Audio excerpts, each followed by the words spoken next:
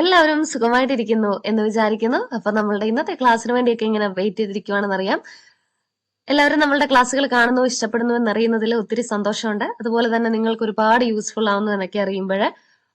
അപ്പൊ നമ്മളുടെ ഇന്നത്തെ ടോപ്പിക് എന്ന് പറഞ്ഞാല് ഒരുപാട് പേര് കമന്റിലൊക്കെ ചോദിച്ചിട്ടുള്ള കാര്യമാണ്, മിസ് എങ്ങനെയാണ് നമ്മളുടെ PDF ഡോക്യുമെന്റിനെ വേർഡ് ഫയൽ ആക്കി മാറ്റുന്നതെന്ന്. അതായത് നമ്മൾ ഫയൽസിനെ PDF ആക്കി മാറ്റും. അതായത് PDFല് നമുക്ക് ചേഞ്ചസും കാര്യങ്ങളും ഒന്നും വരുത്താനായിട്ട് പറ്റത്തില്ല. അപ്പൊ ആ ഫയലിൽ നമുക്ക് വീണ്ടും എന്തെങ്കിലും ചേഞ്ചസ് വരുത്തേണ്ടതായിട്ട് വന്നാല് PDF-നകത്ത് നമുക്കൊന്നും ചെയ്യാൻ പറ്റത്തില്ല. അപ്പൊ അതിനെ നമ്മൾ തിരിച്ച് വേർഡ് ഫയലായിട്ട് മാറ്റണം, അല്ലെങ്കിൽ എന്തെങ്കിലുമൊക്കെ ആൾട്ടർനേറ്റീവ് സൊല്യൂഷൻസ് നമ്മൾ അതിന് ചെയ്തേ പറ്റത്തുള്ളൂ.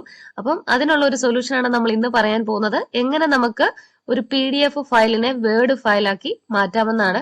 അപ്പൊ എല്ലാവർക്കും യൂസ്ഫുൾ ആയിട്ടുള്ള ഒരു ക്ലാസ് ആണ് നമ്മൾ ഇന്ന് പറയുന്നത്. വേറെ വിശേഷമൊന്നുമില്ല. പുതിയതായിട്ട് അപ്പൊ ആരെങ്കിലും നമ്മളുടെ ചാനൽ കാണുന്നുണ്ടെങ്കിൽ വെൽക്കം ടു അവർ ഫാമിലി. പുതിയതായിട്ട് ആരെങ്കിലും നമ്മളുടെ ചാനൽ കാണുന്നുണ്ടെങ്കിൽ വെൽക്കം ടു അവർ ഫാമിലി. നമ്മളുടെ വീഡിയോസ് ഒക്കെ കാണുക, തീർച്ചയായിട്ടും നിങ്ങൾക്ക് ഇഷ്ടപ്പെടും. അതിലുപരി നിങ്ങൾക്ക് ഒരുപാട് യൂസ്ഫുൾ ആയിട്ടുള്ള കാര്യങ്ങളൊക്കെ തന്നെയാണ് നമ്മൾ പറയുന്നത്. അപ്പൊ നമുക്ക് ഇന്നത്തെ ക്ലാസ്സിലേക്ക് കടക്കാം. സോ എല്ലാവർക്കും നമ്മളുടെ ഇന്നത്തെ ക്ലാസ്സിലേക്ക് സ്വാഗതം.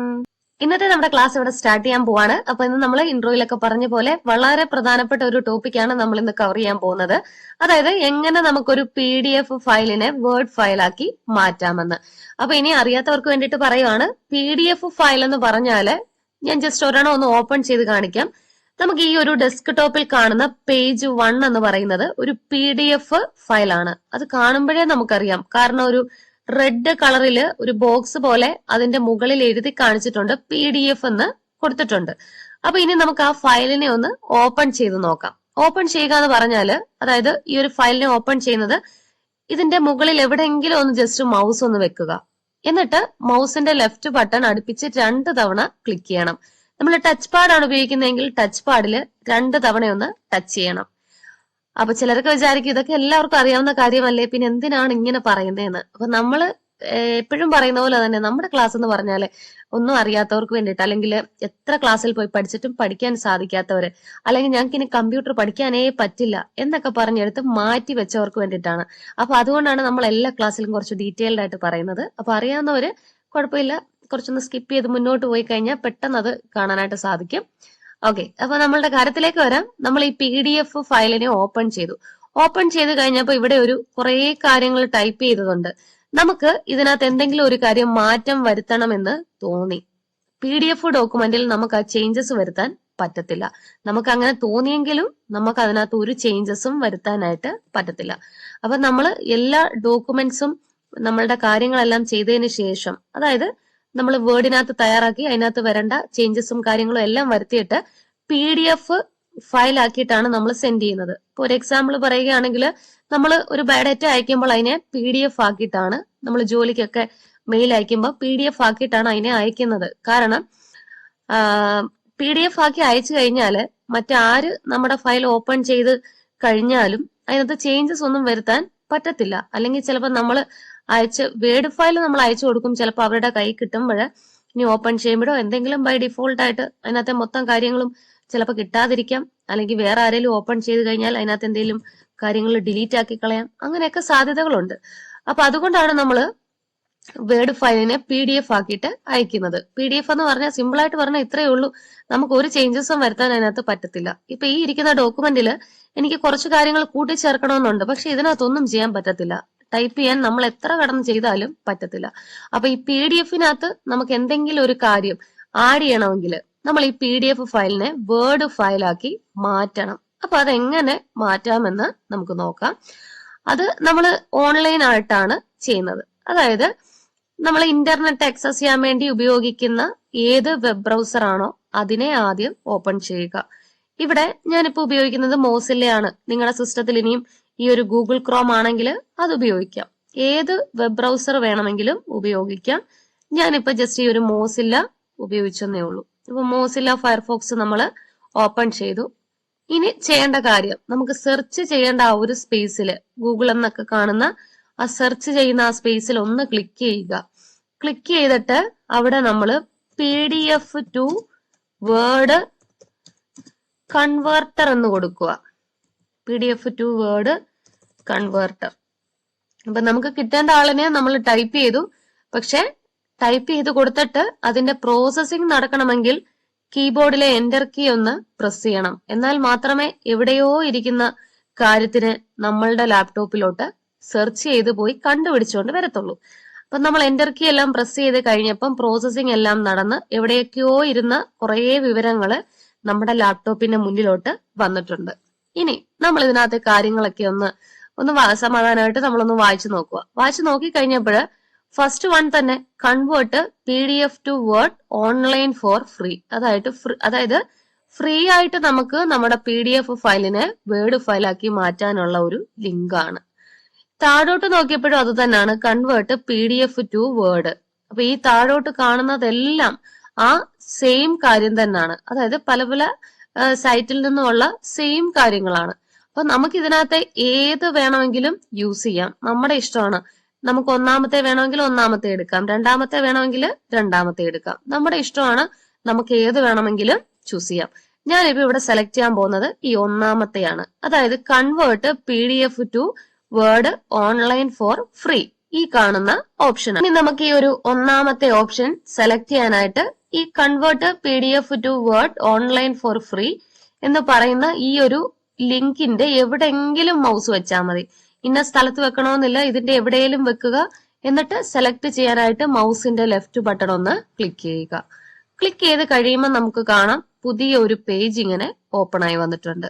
അതായത് PDF ടു വേർഡ് കൺവേർട്ടർ എന്ന് പറഞ്ഞ പുതിയ ഒരു പേജ് വന്നിട്ടുണ്ട്. ഇവിടെ നമ്മൾ നോക്കിയപ്പോൾ സെലക്ട് PDF ഫയൽ എന്ന് പറയുന്ന ഒരു ഓപ്ഷൻ ഉണ്ട്. അപ്പൊ ഈ സെലക്ട് PDF ഫയൽ എന്ന് പറയുന്ന ഈ ഓപ്ഷന്റെ എവിടെയെങ്കിലും ഒന്ന് മൗസ് വെക്കുക. കാരണം നമുക്ക് അതിനെ സെലക്ട് ചെയ്യാൻ വേണ്ടിയാണ്. ഇനി അതിനെ സെലക്ട് ചെയ്യാനായിട്ട് മൗസിന്റെ ലെഫ്റ്റ് ബട്ടൺ ക്ലിക്ക് ചെയ്യുക.